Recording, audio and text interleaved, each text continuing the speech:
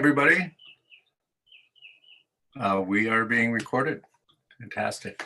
All right. Thanks for joining us at our second annual economic seminar. We appreciate you guys showing up. Our economy and our lives, as we all know, has been on quite a roller coaster ride this year. And it seems that we're heading back towards somewhat of a normal life. Let's hope. The economy seems to be recovering nicely. There's been an enormous amount of federal stimulus in liquidity injected into our economy in the recent months. And there's a bunch of questions on my mind. One, what should we expect from the economy this year? Two, what should we expect interest rates to do? That's always an important topic. And most importantly, what should we expect in terms of inflation, and how do we protect ourselves if it's coming?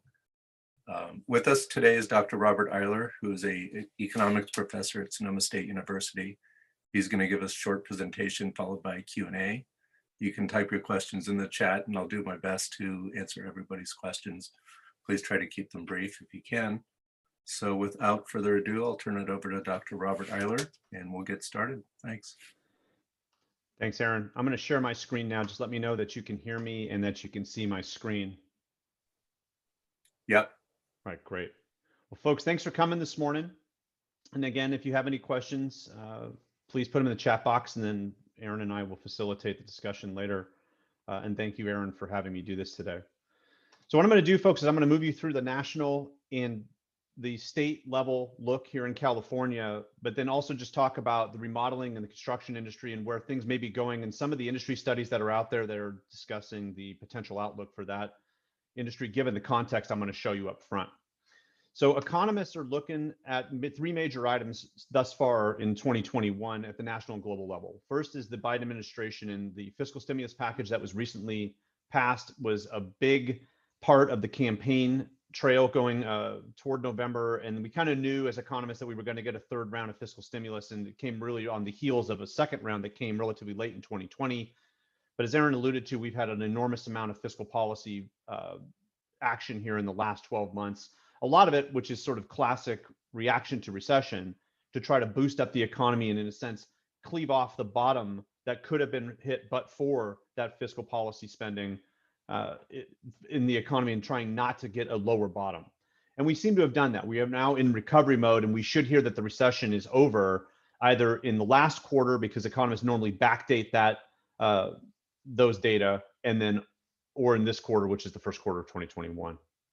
The second piece is how well we're getting the vaccines out and their efficacy, and we're watching closely to watch social policy lift. So we're seeing across the country social policy lifting and trying to get back to pre-COVID, quote unquote, normal.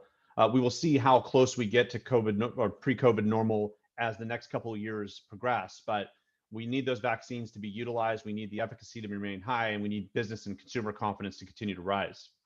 Unfortunately, the economy has been hurt, or has hurt the lower income folks the most. So if you want a real heartbreaking situation, going to a food bank and watching what happens there on a daily and weekly basis will really show you the types of households that have been most affected by this and may have a lingering shadow effect. And I'll come back and talk about that a couple of times as we go through this today.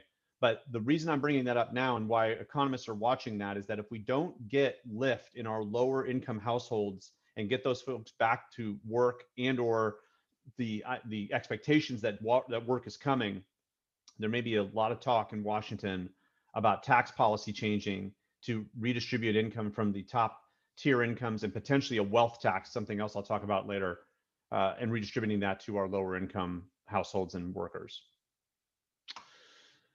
To talk about the unemployed, this is the progression of this recession with respect to the last one. So I get a lot of questions about how to compare the current recession to historic recessions. And initially, a lot of people were talking about 1919, the Great Depression, because the cuts in jobs were so deep.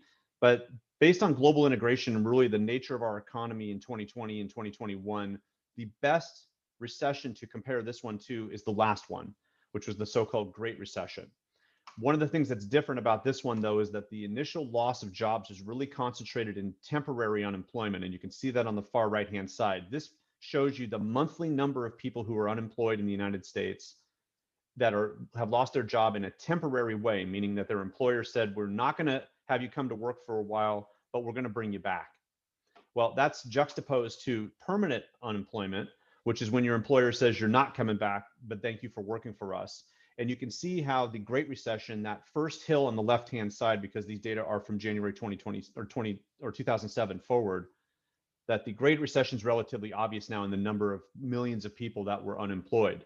But then it faded over the last decade, only now to start growing again for two major reasons. One is that folks that were originally temporarily unemployed have now become permanently in some cases, and other folks have lost their jobs.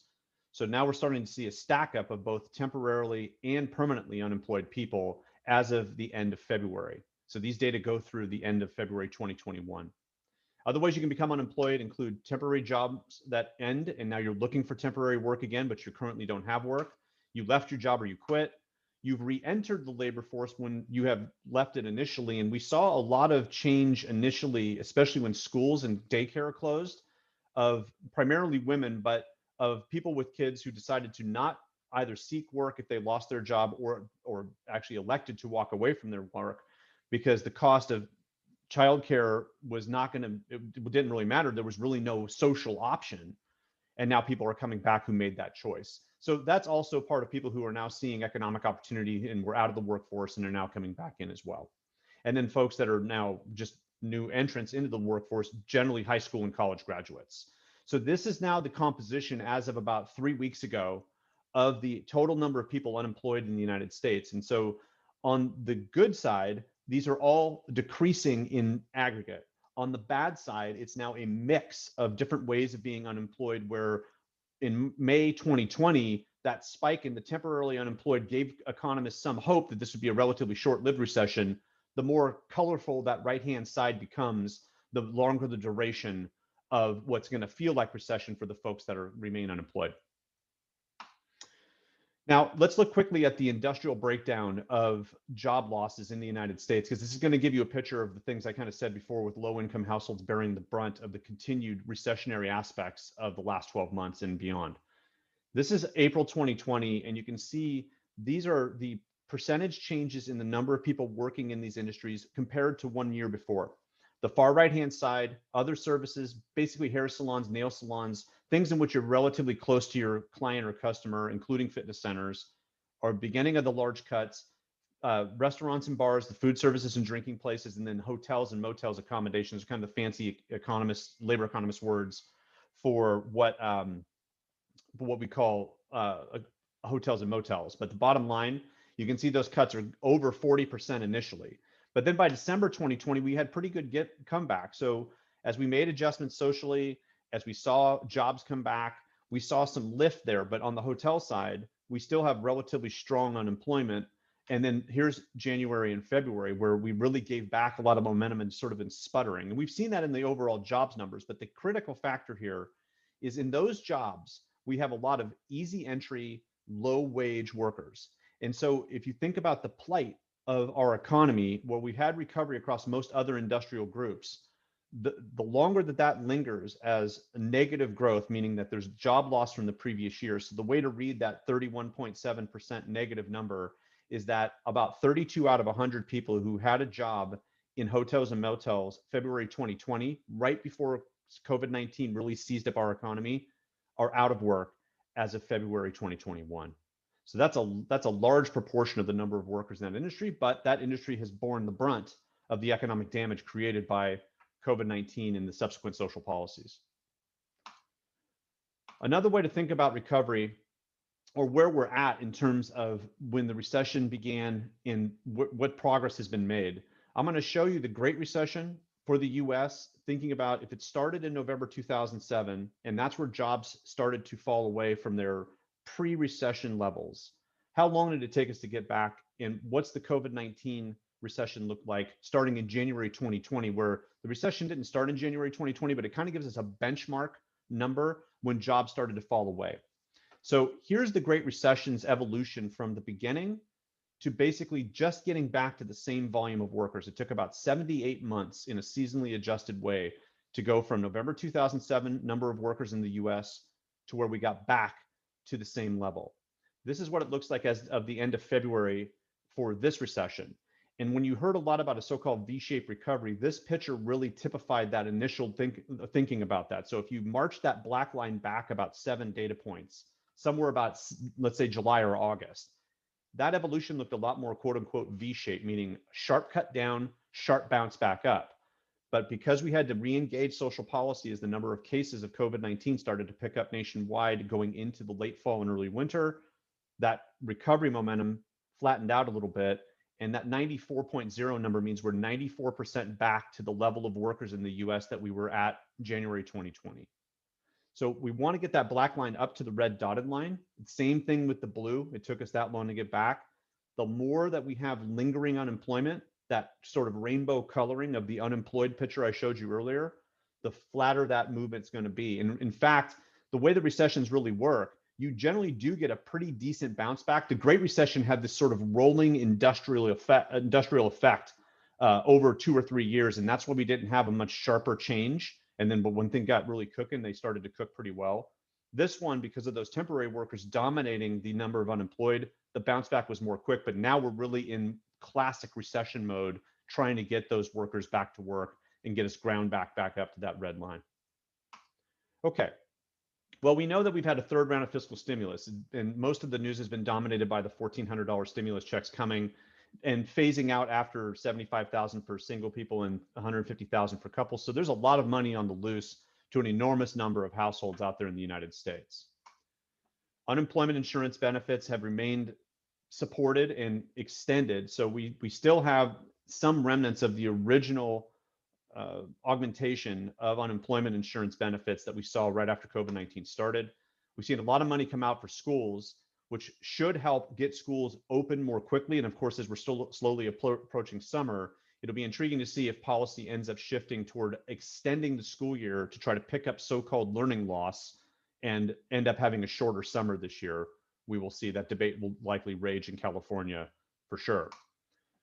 We had about $350 billion go towards state and local governments, including tribal and territorial funding. So that was lobbied hard in DC to try to fill back in some of the void in our local municipalities. We will see what they end up doing with that money, because the state of California, for example, had more revenue than was expected. Restaurants have been provided a slice of the pie in terms of having the SBA lending come out, or SBA programs come out to try to revitalize restaurant businesses, especially those with under $500,000 in sales. We will see again how that goes. But if you think about PPP lending that we saw right after this started, and if you were lucky enough to get part of that loan package to help your business out, it's probably going to work in a very similar fashion, with the idea that it's probably going to be grant money in the end, but it'll be intriguing to see how much of that funding actually comes in, and 12 or 15 months later, the restaurants that got it end up not in business anyway. It's unfortunately, as a digital scientist, it makes me always think about an idea called moral hazard. If I lend you money and you're going to fail anyway, is that the right investment? And the restaurant industry has been hurt so badly, it's hard to know where to place that money well, but it's tough for politics to push money out in a specific fashion versus a general fashion. We hear rumblings about an infrastructure package being the next big spending package in Washington, D.C., and how that may help in terms of remodeling construction is potentially good, meaning that you might see more remodel, with the idea that if solar panels are going on homes more generally, is that going to lead to more overall remodel activity and sort of taking advantage of low interest rates and home equity lines of credit? We will see more economic activity that will stimulate more remodel and construction activity naturally anyway. So we're watching to see how that kind of fiscal policy works in the economy. But I'm going to pause here briefly and say a couple things. One is that fiscal policy generally has two choices when spending's taking place. You can do transfer payments, which has been the last 3 rounds primarily of so-called fiscal stimulus, where the government's basically writing a check and giving it to somebody or some business. Or the government can make purchases / investment, which is where they're purchasing goods or services to then be utilized by the public and potentially building infrastructure over time. And generally, economists believe that the latter style spending has a larger so-called multiplier effect on the economy than the transfer payments do. And the data and theory both play that out historically.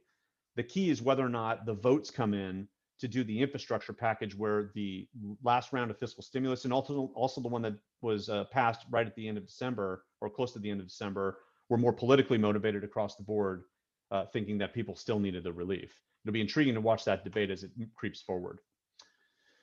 So Aaron had asked me to talk about inflation because it's been relatively, front and center in the news recently. As you can see on this graph, which I'll break down in a minute, the far right-hand side in that shaded area, you've seen some pickup in the way that we measure inflation as economists. But the key there is that inflation is something that you should expect to pick up a little bit, given how much fiscal spending we've had and how interest rates have been driven back down to where they were in, let's say, 2009.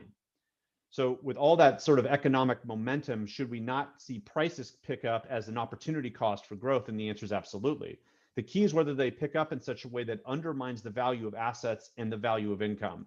And that's why we always tend to look at things as so-called inflation adjusted income. And I'll come back and show you this more completely when I talk about the forecast for the American economy in just a second. What this picture tells you is it tells you what's called personal consumption expenditures price deflator, or what is one way of measuring inflation. And it's really the broadest base measure that economists use in the macroeconomy. The red line is stripping out food and energy from the blue line, which is the total PCE price index. And it's really that red line that is the focus of Federal Reserve policy. When that red line creeps up towards that dotted line, and we don't have a rule base in the United States like some European countries do, and also the euro area, the area that uses the euro as its currency, they have, in many cases, hard rules that if it creeps up above a certain number, and generally speaking, it's 2%, that there must be an increase in interest rates. In the United States, we have what's called discretion. And as long as we believe that creeping above 2 is not detrimental, we may leave interest rates stable. But that's in a sense where the FOMC, or what basically is the policymaking board inside the Federal Reserve with respect to interest rates, they're going to make a decision once that red line, if it gets there, starts to creep above that dotted line and trend. So we're creeping up, but we should have expected that. I mean, look how low we are before this. With an increase in demand and some concerns about supply chains, we should expect that. So that's the current state of affairs. What are the expectations? Well, it should be rising because demand is rising. And if supply is sort of clearing itself out of a low time in demand, naturally demand above supply leads to inflation. We're seeing that with gas prices. So oil had a really wild year last year, and gas prices remain relatively stable. And that's because refineries became a little bit more discriminating about how they were producing fuel to not put so much supply on the market that it undermined those prices longer term. But they had to keep moving because just in case people started driving again, they didn't want to have a spike. So now we're seeing oil prices and gas prices getting more shaped as Americans are going to start moving around a little bit more.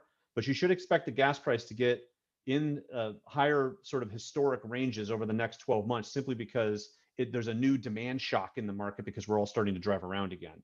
Housing prices are a major part of our inflation index. So in certain pockets of California and certain pockets of the United States, localized inflation is driven more by higher housing prices relative to outlying areas than, let's say, goods and services otherwise. We have seen food prices creep up, which is something that has concerned economists, especially for lower income households. And this is also why you're probably seeing more food bank activity, unfortunately, for lower income households. But services drops in prices really kind of put the clamp on overall inflation for now. But we're going to talk in a minute about interest rates. And so it's really in bond markets that the financial markets start to react to inflation, because the idea is, if I'm going to put my money away at interest, that interest rate has got to pay me something that I think is a real return for parting ways with my cash, but then also coverage against inflation. So we've seen some creep up in interest rates the last couple of months, and part of that's driven by slowly rising inflation expectations.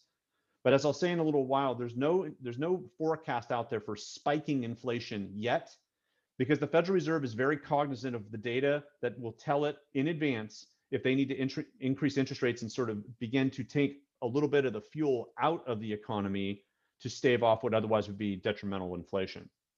So let's start though with the equity side of the market. So here's the S&P 500 through the end of February, starting in January 2000. And here are the 3 recessions since the year 2000. The reason I'm showing you this is because if you look at the dot-com recession, which is the first shaded area on the far left-hand side, even though at the time, and you may remember this, it seemed like that the equity markets were just tanking across the board and it was absolutely nasty. But in sort of geological time, it took a little while for it to actually get down to the bottom, and then it started to climb again in the first decade of the new millennium. Then in the Great Recession, it went down at a faster gradient. So you may also remember when the Great Recession started, especially after September 2008, markets became extremely nervous about what the future was going to be, and sell-offs were quick and hard. and the market lost about 30% of its value from basically September 2008 forward to the bottom. But then we've been in this beautiful bull market since then with some hiccups in between, and we'll talk a little bit in more detail those hiccups in a second. But you can see how volatile things got on the far right-hand side. You can see where it went down. We declared recession. We were in recession, but since the recession really began, the equity markets have picked up and have been very strong. The reason? Because we have low interest rates, and high-income households generally have not been affected as much as low-income households, and a lot of our lives have turned toward technology tools that are the drivers of the equity markets. So all three of those forces combine or conspiring in a sense to drive value has worked. Now, with that kind of spiking value increase, should you expect a sell-off? And the answer is, well, in theory, people should be thinking about taking profits off the table at some point, especially if there's slowly rising risk of us using these tools less, because now we're all going back to the office and we may now be having a little bit of fatigue using these tools, or if interest rates are going to rise a little bit to stave off inflation. Well, one way of thinking about that is comparing the main index to a 200-day moving average, which is kind of known as the seeking out of the so-called death cross. But we really have not, there's really no indicator right now that a huge correction is coming yet. Here's the last 11 years, and the black line is what we just saw. The red line is the 200-day moving average, and you can see how the black line crosses the red line, and when it crosses at a really steep gradient, there's a lot of selling off activity still to come. However, generally speaking, you can see on the far right-hand side that since the recession began, which I don't have shaded this time, because I figure you know what's happening in terms of the graph. The far right-hand side, the sort of the last eighth of the graph is basically recession time, and the lines have been moving parallel with each other. So for right now, this kind of crude indicator is not giving us any signal that we're looking at a big sell-off anytime soon. But folks, the financial markets are extremely volatile generally when there's this much imputed uncertainty in the markets, because we just don't know if social policy is going to be restrictive again. We don't know if some variant's going to jump up. We're very concerned about how much we can really rely on the equity markets as an indicator of anything besides your portfolio's wealth. One part of that is whether or not interest rates are going to rise and rise in such a way to undermine values. So here is the difference between the 10-year treasury and the 3-month treasury. And historically speaking, this is our best indicator of where the economy is going. When this is rising, things are good. So you can see how the blue line has been rising since about the middle part of April 2020 and has been slowly, after a flat period, slowly creeping up. Now, part of that's because the 10-year treasury has crept up with a little bit more inflation pressure, with a lot more fiscal spending, which naturally drives interest rates higher because it's tougher to sell that many bonds on a bond market without increasing interest rates. It's a classic bond market issue. And up we go. Cash, or its equivalent, the 3-month treasury, hasn't changed that much. So the spread is getting bigger in favor of the longer term bond market. But that longer term bond market is usually where we look to figure out, okay, are inflation expectations, because investors want to make something that hedges against inflation when they put their money away in bonds, is that creeping up in interest rate to cover them against the potential inflation risk? So part of that increase is not only the amount of fiscal stimulus that's happened, sort of forcing a market change to try to sell the bonds, it's also, and these two are parallel lines, reflective of potential inflation risk. Here is the policy rate. So the Federal Reserve since 2019, and these numbers are from 2019 on a monthly close basis. Actually, I take that back. These are on a daily change basis, but they're in a 30-day rolling average to kind of smooth this out a little bit. You can see the red line had 3 cuts in 2019, then a lot of cuts in 2020 based on COVID-19, been flat as a pancake, and the Federal Reserve says they're not going to change rates anytime soon. So what this picture is telling you is that interest rates are on the creep. Now, when you think about where to put your money, and this is for entertainment purposes only, the interest rate environment suggests that housing prices, and we'll see some of this in a minute, look pretty good in terms of diversifying into real estate. But 2020 was such a strong year, it's hard to imagine we're going to have 2 or 3 more strong years in a row, and that ship may have already sailed. Bond markets are going to at least provide some relief as interest rates creep up to not only hedge against inflation, but also really think about if you're heavy duty on the equity side, you have a lot of stocks. It may now, the bond market rising in rates is now giving a nice way of diversifying portfolio and slowly sort of eating away at the equity side of your portfolio. But that's exactly what we don't really want to hear. in the sense that, is that going to lead to a larger sell-off? And the answer is, if policy is shaped correctly, it should not. We should see more balancing, and we should see thus less growth in things like the S&P 500, but we should not expect there to be, at this point, a massive sell-off without some change in the momentum of the economy. Now, I also get a lot of questions about the debt to GDP ratio. This is the progression of debt to GDP as of about 3 weeks ago in the estimate of the Congressional Budget Office. This is from the year 2000 forward to their forecast through the year 2031, inclusive of the latest stimulus package. So you can see that between 2019 and 2020 and into 2021, there was this huge spike in the national debt versus GDP. Why? We had debt rise because we were financing fiscal stimulus, and we had GDP fall because we had recession. And then we were expecting GDP to come back up again, but fiscal stimulus to still be sticking around a little bit here and there to where that progression is flat. And then later in the decade, they're expecting it to pick up a little bit. But I put that dotted line there for a reason. A lot of people are concerned about the national debt to GDP ratio hitting 100.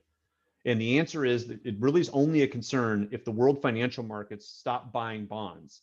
But just like at home, we don't like the amount of debt we have to be above what we have in income if we don't have assets behind it. That's what also makes economists somewhat nervous about spending in a transfer payment way, where I'm just simply writing checks, versus making investment in things like infrastructure. But so this picture is going to get a lot of debate over the next couple of years, because economists are relatively split about how that 100 number is an indicator of potential future problems. And now you can see that sort of forecasted shaded area there. Okay, but let's start to wrap up on the national picture by looking at the most recent forecast. So the Philadelphia Federal Reserve does a forecast of the macroeconomy and asks 40 forecasters to give their median forecast. And this is what it looks like over the next few quarters for inflation adjusted income growth. And all those positive numbers are bigger than the previous forecast, which is to the left of that shaded area, which means that the fiscal stimulus and sort of improving economic conditions are leading to better forecasts.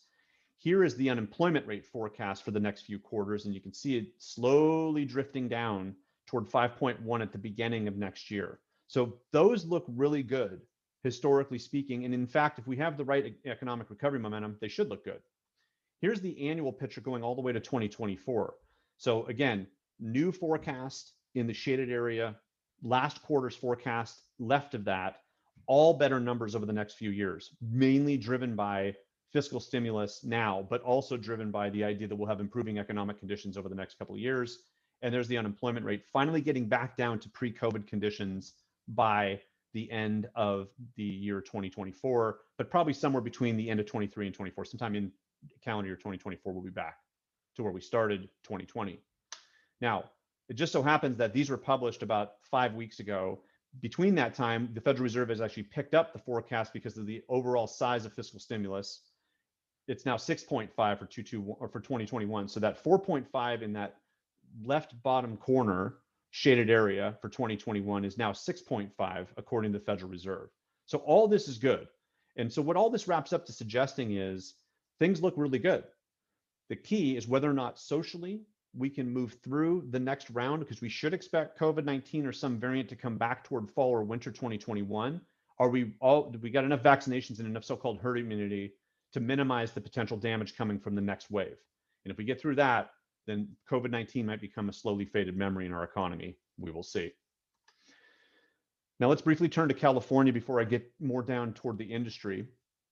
I'm going to show you a bunch of graphs that look similar to the ones I showed you for the national level to try to describe what's going on in California, and then sort of slide right into the industry analysis.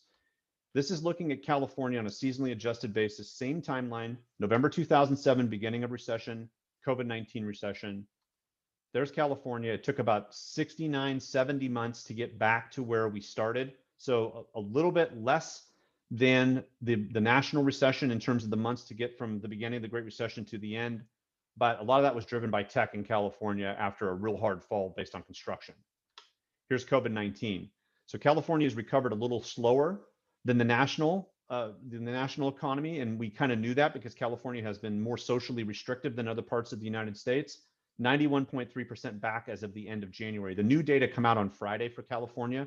We'll see how close we are to that red line after that, but we should expect it to not be much different in February than it was in January at that 91.3 level. It's the next 4 or 5 months that are really going to tell the tale of how close we're getting to recovery by the end of this year. Same deal here. I'm going to walk you through a little bit more detail for California. This is from April 2020 to January 2021. I'm sorry that that title should have said April 2020, but here's the beginning of the recession. This is April 2020, and then May was slightly worse in some categories, but not that much worse. This is really where most of the recession problems happen in California. Notice again, far right-hand side, leisure and hospitality. So at the state level, we tend to combine bars, restaurants, and hotels into one big category called leisure and hospitality. Other services, same deal, hair salons, nail salons, fitness centers, those kind of industries, a lot of pain initially. Now I'm going to move you quickly toward January 2021.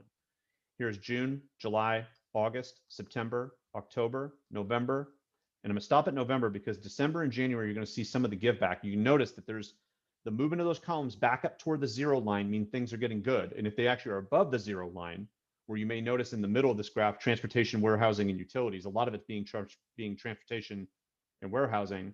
As we moved more of our lives online and started to make purchases online, we saw job creation there. And you can see the positivity in the state right there.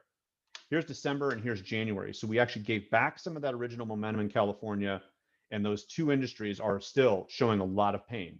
Again, low income households tend to have easy entry into those kind of jobs, and that's unfortunately showing some lingering pain in those industries that we need 2021 to really start momentum, meaning the more we travel, the more we're able to go back to getting our haircut on a regular basis and getting our nails done and working out. We should see those move relatively quickly back up towards zero and beyond, but we need to have, in a sense, unrestricted travel and ability to do business before that happens.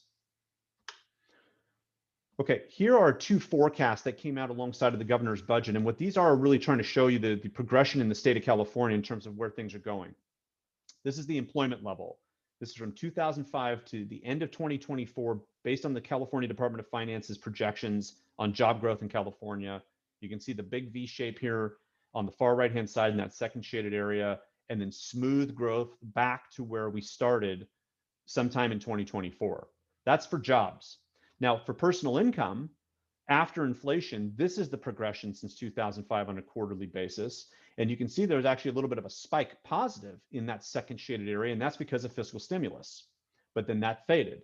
And the supposition is actually we will see that fade in California through the next couple of years, meaning that it's actually going to dip down a little bit as fiscal stimulus fades away. And then we're going to pick back up again. Now, the personal income after inflation is probably slightly more pessimistic than it needs to be. But a lot of it is the supposition that we're going to see lingering job loss in California that's higher than the national level because we were exposed to a little bit more of the lingering risk, specifically in restaurants, hotels, motels, bars, and other services versus other states. We will see. But this suggests at least similar to the national picture, think 2023 or 2024 before we're really back in business per quote unquote pre-COVID normal. All right, let's talk more about the construction and the remodel industry now, starting with some of the high level items. Here are forecasted permits by the Department of Finance in single family and multifamily homes. So thinking about these, and we'll see at the very end how strong an indicator these can be about construction employment. Here's the evolution of single family units, and these are thousands of permits on the far left-hand side as the axis. But you can see that we built a lot of single family units in the 2000s. In the 2010s, we started only to really start building single family again about midway through the decade and really did not get as aggressive at all. The ROI, that the shadow of the Great Recession lingered over single family, but multifamily had a pretty good run. So we built a lot more multifamily than single family out of the gate in the last decade. And we will see if that trend continues as California really wrestles with a continuing housing crisis, which I'll talk a little bit more about in a minute. The housing forecast for California is here. This is for median priced homes, and this is looking from February 2021 all the way to February 22, and this is all 58 counties of California and California overall. The forecast looks good. Now, why that is good is that we just had a really strong year in terms of home prices and their ascension. most housing economists, this is a sample from Zillow, and their economics team has been pretty good in terms of precision, looking forward 1 year. So if you're sort of stacking on that growth rate, especially with what was happening 2017, 18, and 19 in sum, though we had a couple tough 12-month periods somewhere in that time frame, things look really good. So if housing prices continue to creep and you have people who are still out of work, politically speaking, there's going to be a lot of discussion about housing crisis, even though we've just now still kind of getting out of recession. Higher housing prices are not necessarily going to help solve those issues that were started before the recession. So watch for that political discussion as things move forward. Okay, here's an outlook for remodeling as an industry. So a business called IBIS World is something I go to look at industry studies. And what they're suggesting is that the growth of revenues in remodeling increased about 2% per annum and about the same over the next few years. So 2% per annum, the last 5 years of the last decade, first 5 years of this decade, about 1.9%. So there's going to be growth. Now, a lot of that's driven by higher income households not leaving their homes en masse, higher income households having lower interest rates to make remodeling decisions, the housing stock getting older naturally because we're not building as many homes with respect to the old housing stock. And so things look pretty good in terms of revenue growth. Now there's drivers of that, and there's also some caveats. We expect a economic recovery to be relatively strong. We expect the home ownership rate to rise because of lower interest rates and people who are relatively high incomes who have aged in place and maybe have families now seeking home ownership because of relatively high rental prices against a relatively low interest rate. We're expecting that we're going to have a little bit less price competition as demand rises. So we may be seeing that already. I don't know how many jobs you're out there doing, but things, my father-in-law owns a business that basically is a supply chain partner with remodeling, and he has suggested the last 12 months have been pretty strong. Lumber products leading maybe won't be around as much anymore, and you're going to look at alternative materials, especially if we get a Green New Deal and more, let's say, incentives to use things that aren't necessarily wood products. We will see if that's true, but this is one of the things they put out there as an indicator, as a caveat to the growth, because that might be some supply chain problems there. And we'll see whether or not costs start to creep up in such a way to cleave off both construction and remodeling activity, especially if we have a hard time finding contractors again. So if you look out there, these are the percentage breakdowns of where they're expecting the most growth. Expecting it mainly in kitchen, bathroom, and room additions. That's sort of classic. Additions to the outside of the home, upgrades and systems. And this is especially true if you see a work at home model coming up, and then a bunch of other things, including disaster repairs. But things look pretty good for the remodeling industry, which makes sense. Economic recovery, higher home ownership, people moving from rental to homeowner, meaning that they're going to be wanting to do things when they buy the home, and then ultimately lower interest rates. Let's look at construction employment, because this is going to include contractors that would engage in is sort of a supply chain partner in remodeling. This is the look of non-farm employment, meaning that if I put that red line, if I put the number 100 at where we were at the end of 2019, basically right before COVID-19 started, this is the evolution of jobs, which we just saw before, going all the way to 2024. Here's the prediction for construction in the recent history, looking back, well, actually not recent, looking back about 22 years. You can see a lot of growth that first decade of the new millennium, a lot of drop off. Remember, it was really tough to get a contractor for a couple of years, but then a lot of strength coming back as we had multifamily pick back up, single family pick back up, remodeling pick up, and looking for growth forward. Construction employment being projected forward means construction and remodeling growth should be looking to grow over the next few years as well. It's a good indicator of where construction overall is going. Let's look at wages, because one of the things that we're concerned about, and certainly 2016 through 2020, there was, let's say through the end of 2019, it not only was getting harder and harder to find a contractor, the cost of remodeling was rising on the labor side. And so we saw non-farm wages pick up, which they had been down for a little while, but then really started to move. And the prediction is that they will take a little bit of a sag this year and then start moving again up across all industries. But for construction, it's just basically moving up. Why? Because construction activity is going to continue to move forward, and not everybody who's out of a job right now necessarily makes for a good construction worker.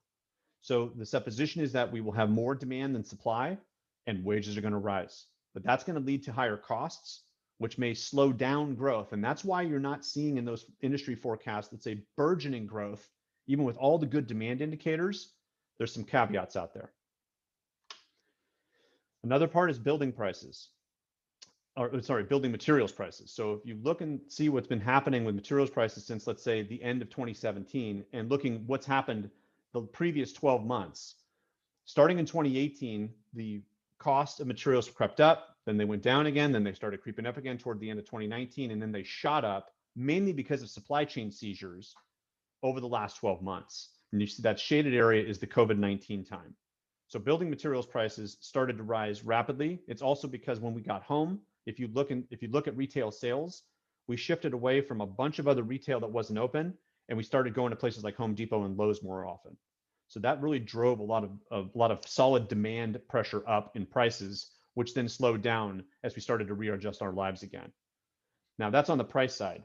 Here's the sales side. So notice how sales increased, same time frame, same thing. So if you're thinking about where to look to see what might be happening with building materials costs, if you have a sales forecast or what's happening with building materials, that is the number one driver, because demand seems to be the number one way in which you get volatility in the prices of building materials, which has now started to flatten out. As sales flattened out, price pressure started to sag a little bit, which you saw in the last picture. So what does this suggest? It suggests that costs have gone up. The allowance of construction as an essential industry kept some projects going, which has been good to keep the contractors going. And that's all kind of played out in overall higher prices alongside of supply chain issues. Furniture prices actually took a little bit of a nosedive, and that makes some sense. If you look at furniture sales, what happened? They sagged. So people are when they're doing remodel, they're focusing, let's say, on the remodel piece and not necessarily on the furniture piece. Appliance prices actually picked back up a little bit, but this again shows you the sort of dichotomy that's been out there over the last 12 months. The building materials, really strong market. Furniture, not so strong. But let's talk about challenges and opportunities specific to California. We should expect there to be a little bit of a recovery shadow, in the sense that the scarring that took place with COVID-19 is likely to linger in California for a little while. We're in a state that if we see caseloads go back up again, we might have social policy become more restrictive, and we should expect taxes to be on the rise. But I put a question mark there because I still believe, even though there's a lot of rhetoric and a lot of hand waving, we will see whether or not the US and California really get aggressive on changing tax code when they have the ability to do it. We might see a change of getting a focus on solar, and that might ignite a lot of, let's say, complementary remodeling and construction jobs. So watch for that. If we have a federal package that comes out and says we want to do a so-called Green New Deal, we want to provide incentives for people to become more like, let's say, microgrids in their homes. And that might provide a lot of opportunity to add on a lot of different aspects of remodeling and doing something more completely, which you may have been waiting for the right trigger. This may do it all at once. And disasters may be good for the remodeling industry in a couple of different ways. I mean, one is kind of dubious demand, but the other part is that people are now working from home. We think of COVID-19 as a disaster. That leads to, like, in a sense, remodeling homes and getting ready for office space, systems, changing office space, some office furniture that you would have never thought of having to do, but now you're basically taking your office and brought it home. So we will see how that all plays, but we should expect there to be a couple of lingering issues. One, that contractors are going to get older, and we may see some diversity in contractor ranks. And also, we're going to be sort of COVID-19, especially indoors, protective in the short term, which also increases the cost of doing business and doing projects. Okay, well, let's look at some comparisons underneath the aggregate numbers in construction. So here's overall construction changes in jobs all the way to the end of last year. I didn't take us out to January because the numbers really don't change that much for construction. This really gives you a picture of what happened in 2020. And you can see that as we had made adjustments, construction basically came back by the end of the year in aggregate. Now, residential building came back stronger than commercial building, but it's still, we saw pickup in building construction overall. Now, what that means, if you're building more homes, you're having, let's say there's just simply more activity in the complementary markets. And we saw that growth creep forward and forward more over the year. But here's the contractor side, and it's been very intriguing to watch. This is the same data we just saw in the last graph on aggregate construction. But here's foundation and basically exterior contractors overall. Kind of a wild year last year, even though we had projects going and you could work outdoors. People did not, necessarily move forward on all projects. Equipment operators here, we saw them come back really strong. Finishing contractors, as delays in projects took place, that employment issue, I shouldn't say an employment issue, it took a little bit longer to get those folks back to work. And then the trades overall on the more specialty side, same deal as the finishing contractors, just kind of led to a longer extension of time in those ranks getting them back to work. So on the positive side, that should have led to some, let's say, price decreases. Like if you think about this in other recessions, sagging job growth across the board in contractors means there should be a lot of contractors out of work. Well, what these really were delays.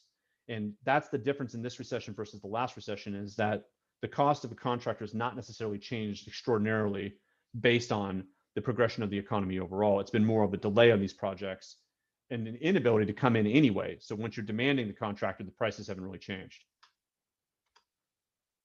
Okay. I said earlier about thinking forward and forecasting. Here's permitted units, valuations, and employment. So the valuation of construction and the permitted housing units tend to walk hand in hand, which makes sense. But then employment tends to follow, at least the last 10 years or so, the ups and downs of overall permitted housing units.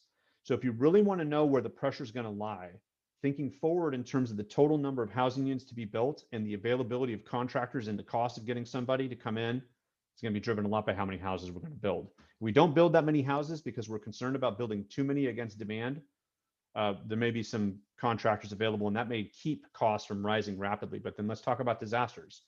In California, we have a lot of dubious demand for construction that has rearranged the movement of materials and workers. And that will continue to linger, especially once we're able to do all those jobs again and the delays go away. Okay. And you can see that sort of that point there where I put them all equal to each other to try to show the progression as a unit. These are some interesting data. I wanted to put it in the end because it's something that economists have just started to watch in earnest. We've heard a lot in the news about the evolution of people thinking about leaving California. Well, this is a picture of the US Postal Service's change of address forms net change in households for California, meaning that while there are people that come into California and change their address with the US Postal Service, the people that leave do the same. And the net change in households that change their address since January 2019 look like this in California. So all negative for the last basically 25 months. The difference is that if you look at the left-hand side in the axis, these are not huge numbers. Right? California has probably somewhere on the order of about 12 or 13 million households, technically, somewhere in that range, and depends on how you count people. So 20,000 a month is not that big of a deal. The key is it's month on month on month on month on month. And this is where you're getting stories about this mass exodus away from California, but there's net movements. The key is that got exacerbated in COVID-19. So one of the things you are thinking about with respect to remodeling demand, housing demand, construction demand is, are the households that are leaving California ones that would have been spending in remodeling and construction, or are they ones that would not have spent? Are they high income households that now have the freedom to work some other place and still have the same employer? Or are they retired folks that said, okay, I'm now cashing out of everything and I'm leaving? And who comes in behind them if they come in at all? So that's one of the tricky parts about population changes. It can change demand characteristics, not now, but 2 or 3 years from now. Okay, so to wrap up, what is not in the forecast? So what is in the forecast is economic recovery looks like it's got a lot of momentum. We should expect everything that's been happening to give that momentum and play it out at least over the next 18 months or so. We need to get through the fall and winter again, just like we did in 2020. We have to do it relatively well comparatively, or we may see social restrictions come back again, unfortunately. So that's why I have that last bullet. Unless the variant generalizes itself and we have to change social policy again, we should be good 2021 to 2024. Should be good. Will we see a Green New Deal? Will want to invest in green infrastructure, and infrastructure generally in the United States lead to sort of concentric circles around those investments that add a lot of juice to construction and remodeling. It's probably going to be a mixed bag in the idea that if we get a lot of construction jobs being demanded by government spending, it's probably going to leave some shortage in the short to medium term that will lead to cost increases. But it will get a lot of income moving, which could have some indirect effects. Will we see material prices or materials be produced in the US? The Biden administration has talked a lot about bringing manufacturing back to the United States. And is that a good thing? And the answer is it should be. The issue is that, is it going to happen? And are the economics going to be in play for that calculus to work and have those manufacturers come back? We will see. We think the contractor workforce is stable for now, but we know it's aged again. Folks, it's been 11 years since the bottom of the Great Recession. And at the bottom of the Great Recession, we knew we had an aging contractor workforce, and then there was this diaspora of contractors all over the place until the construction industry started to see demand come back. And then we've seen them come back. They've now aged again another 10 or 11 years. Where's the new wave of contractors? And will lack of a new wave keep prices relatively high in the short to medium term for gaining access to those folks? We'll see.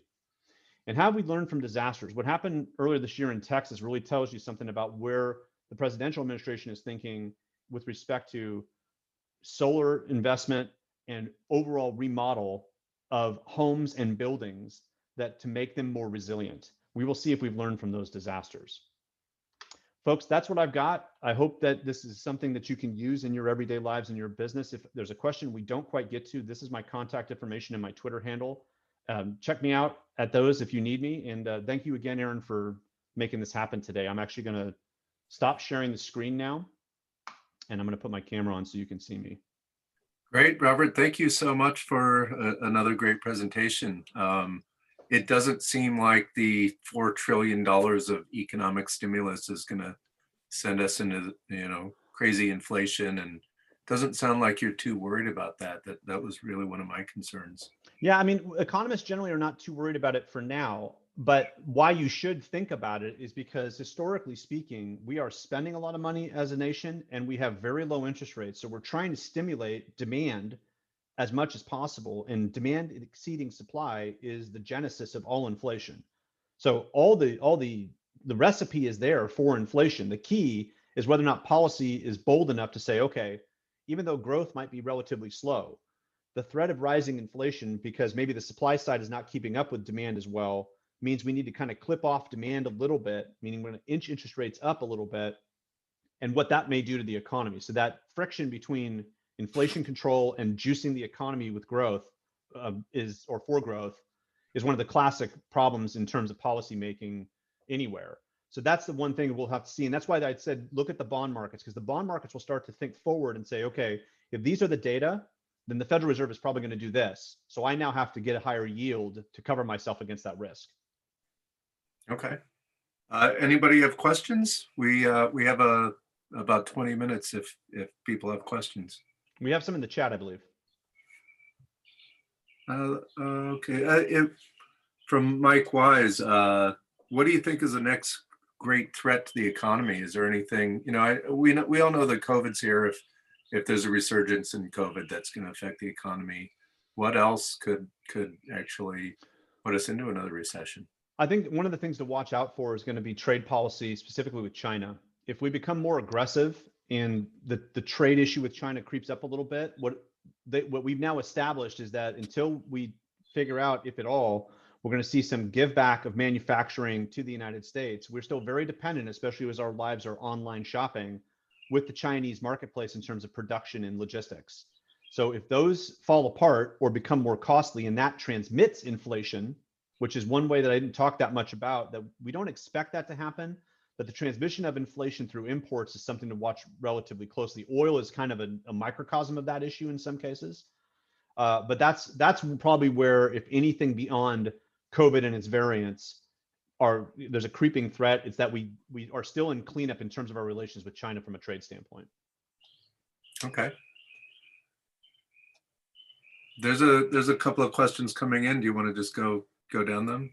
Oh, sure. Yeah. So there will be a copy of the presentation.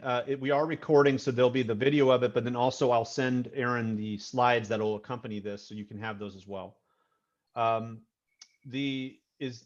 Why has California been more socially restrictive than other states? I think part of it's politics. I think a lot of it has been concern about healthcare and not overloading it and following the science rather than suggesting that we should not necessarily not follow the science, but that the science suggests it's not going to be as bad as we think it's going to be. So we're going to actually be a little bit more open in other states. As the evidence has slowly progressed, at least the initial data suggests that places like Florida have seen on a relative case count about the same outcome with being more open than California has. And so that'll be an argument that economists, people like me, are going to make, probably billions of dollars off of consulting and have research papers to no end as to, okay, well, if California did the same thing as Florida, what would have happened to the California economy and ultimately the US economy as a result of those kind of policies? It's hard to know. But why were we more socially restrictive? I think primarily it's the politics around healthcare and us not wanting to overload the system based on the science that our politicians believed was pointing toward remaining more restrictive. Whether or not that was good or bad will be debated for many years to come. And then Alicia asked about taxes. So 3 things on taxes. One is you should expect taxes to rise generally with respect to, we're going to have to finance a lot of the spending at some point anyway. The timing of it is the tricky part. So the Biden administration is looking initially to try to find tax code wiggle room to tax higher income individuals and wealth if possible. Wealth taxes in the United States have a nasty history, and really we don't have much of it except for property taxes, which is more of an indirect wealth tax. And some states don't have property tax. The key is having the outlook that we can't spend like this and not have some change in the tax code. We got relief based on the 2017 Act under the Trump administration. And if that progresses into larger and larger national debt to GDP ratios, there's going to be a lot of heat to increase taxes more generally once that sunsets. But the Biden administration has already talked about getting things done sooner than later. That's part one. Part two is that there's a lot of, if the Democrats stay in the White House in 2024, then they're going to want to push taxes back up because that was on their agenda when Trump came in office anyway. So that's just going to ultimately play out, again, to try to redistribute income to those lower income households. And the third thing is going to be how many of those low income households stay unemployed, that then push the politics toward tax code changes as fast as possible to provide relief through a redistribution of income. So how much those 3 forces conspire at one time to push a lot of tax policy, it's all going to boil down to congressional votes. So if there's a stomach to do it, it'll get done. If the stomach is not there and the votes aren't there, then we're going to have the same tax policy in the middle of this decade. We got another question come in from Donna. Pre-pandemic, consumers were already visiting physical stores less and less. The pandemic has not only exacerbated that, but many people have become comfortable and generally pleased with online personal home delivery. Seems to indicate an oncoming crash of commercial real estate. Totally. So we are watching that pretty closely as economists. We know that there's been a lot of vacancy in retail. There's been some vacancy in office, even though that seems to be creeping slower than retail. There's no doubt about the fact that you've got to expect depressed prices, especially in retail. Whether or not local municipalities or states end up really thinking about that as opportunity zones. No, I shouldn't say it that way. I'm sorry. I don't want to confuse that with the federal opportunity zone. As places of opportunity in terms of thinking about what kind of flexibility can we provide to put some other business in there that actually wants commercial space. The core problem is whether or not there's a pullback from all commercial space, and retail just happens to be kind of the front runner in how fast they're being pulled back. But you've got to expect some problem there because yes, you nailed it. We are not only becoming more comfortable, but the convenience of it and the cost of it are all putting themselves together as to why am I going to go through the hassle of going to the store, and God knows what's going to happen to me health-wise if I can just on my phone 8 o'clock at night watching TV, dual screen it, watching a show, ordering my stuff. Tomorrow 5 o'clock it's home. Why am I sweating the store when I can do everything in my PJs? So Amazon has done an amazing job of really driving home in the first instance how you can get this done. And they're not doing that for philanthropic reasons. They are trying to capture market share, and in many ways they've done that. The key is whether or not the cost of Amazon creeps up. If Prime goes from 119 to 139 to 159 at a rapid fire pace, will people say, okay, hold on a minute, you've gotten too greedy? And then that provides entrepreneurial opportunities for people to be either resellers or slowly creep back into the markets. If you look, which has happened in the last recession also, Dollar General, Dollar Store, demand is up for those brick and mortar retailers because of how the recession has hurt specific socioeconomic groups. For higher end retail, there's going to be a lot of pain probably in the next few years. Great, thank you. Of course. Any other questions, anybody? We've got a few minutes. Okay, I guess I have one more quick question. There's a big debate about the ongoing divide between rich and poor, and how this pandemic has really harmed that even more. What is the outlook for that in this country? A lot of it, great question, Aaron. A lot of it's going to depend on the way in which lower income households recover from this crisis in terms of jobs and income. But there's two things walking parallel lines. One is that piece which really kind of sets on income inequality. Okay, so you could counter argue and say, okay, great, so what? Let's say that they all get employed again. If they're employed at minimum wage, it doesn't really matter, right? They're still going to have this sort of split between the haves and the have-nots, because I don't have enough income to grab onto the things that the haves are able to do, meaning investments, right? So when we think about the S&P 500, not everybody on planet Earth participates in the equity markets like that. The other piece, which is parallel, is housing. So not only am I unable to make investments in equity markets, but I'm also not able to be a homeowner, which means I'm renting. So I'm not building wealth with my monthly payment for housing. I'm actually losing wealth. So the ability to convert low-income households into homeowners may help stave off the income inequality issue, because we're providing more wealth equality. But those two things, as housing prices rise and as low-income household economic and job opportunities are waning, the split becomes larger and larger. So 2 years from now, assuming the recovery momentum continues, from a social policy standpoint, these will be front and center issues in Sacramento and in Washington, D.C. So you should expect in the short to medium term for the split, unfortunately, to get wider. Okay, great. Well, we'll probably talk more about that next year then. Wow, thank you. Great. Well, thank you again. I really appreciate you coming in and spending an hour with us again. And we look forward to seeing you next year. Great. Well, thanks everybody. And thank you again, Aaron, for making this happen. Of course. Have a good day. Bye, Take everybody. care.